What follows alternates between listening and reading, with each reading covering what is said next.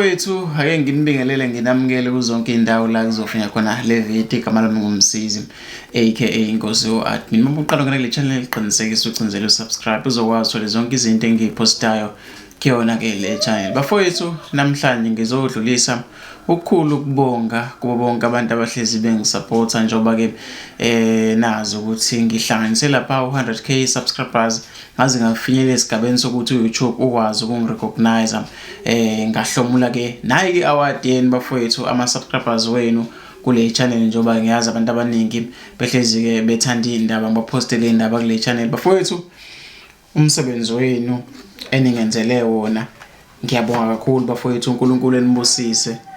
Nayi award bafowethu isuka phesheya kwezilwandle, nayi bafowethu indondo le yesiliva ekhandwe phesheya kwezilwandle sifikile kumina bafowethu.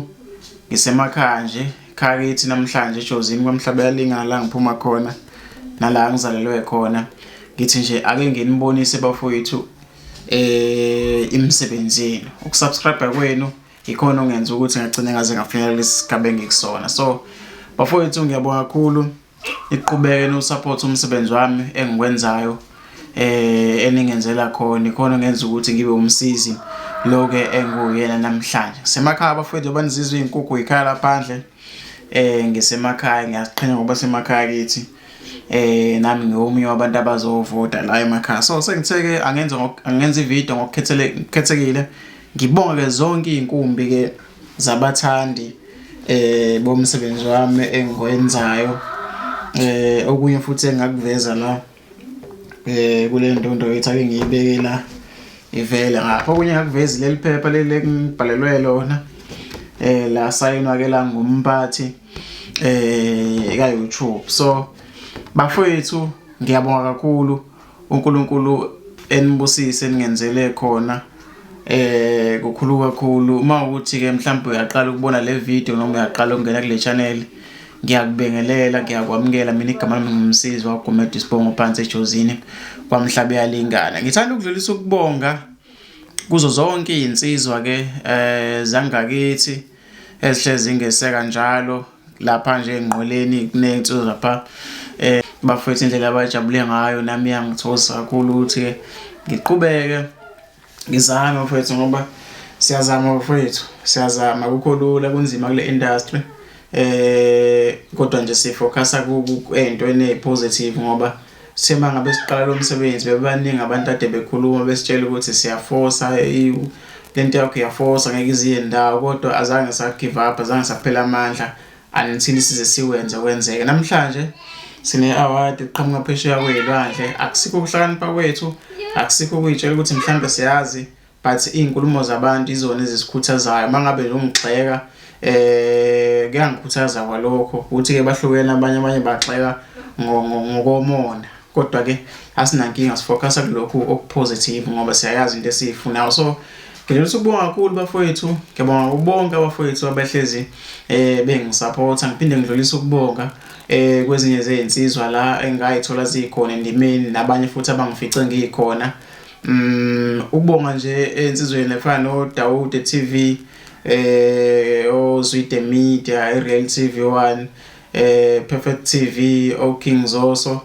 Ngiyabonga kakhulu izinsizwa lezi engihlezi ke ngiyibona imisebenzi yazo.